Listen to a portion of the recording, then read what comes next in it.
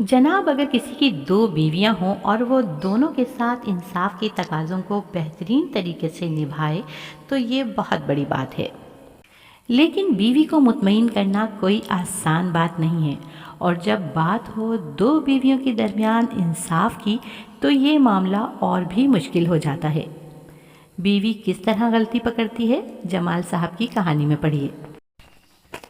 جمال صاحب کی دو بیویاں تھیں۔ وہ دونوں کے ساتھ ہی بہت انصاف کا معاملہ رکھتے تھے۔ کوئی ایسا موقع نہیں آنے دیتے تھے کہ کسی بیوی کو شکایت کا موقع ملے، اور دونوں بیویاں موقع کی تلاش میں رہتی تھیں کہ کبھی تو جمال صاحب کوئی غلطی کریں، لیکن جمال صاحب ہر طرح سے انصاف کے تقاضے کو پورا کرتے۔ قسمت کا کرنا ایسا ہوا کہ ایک حادثے میں دونوں بیویوں کا ایک ہی وقت میں انتقال ہو گیا۔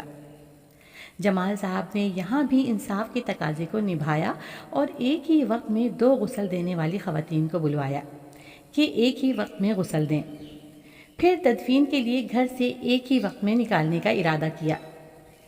اتفاق سے گھر کا ایک ہی دروازہ تھا، چنانچہ جمال صاحب نے مزدور بلا کر دوسرا دروازہ بنوایا اور ایک ہی وقت میں دونوں بیویوں کو گھر سے رخصت کیا، اور دفنانے کے بعد اللہ تعالیٰ کا شکر ادا کیا کہ اس نے انہیں انصاف کرنے کی توفیق دی۔ لیکن اسی رات کو ایک بیوی ان کے خواب میں آئی۔ جمال صاحب نے دیکھا کہ وہ ان سے ناراض تھی، اور وہ جمال صاحب سے بولی، میں آپ سے ناراض ہوں اور میں آپ کو کبھی معاف نہیں کروں گی۔ جمال صاحب نے کہا، لیکن اللہ کی بندی کیوں؟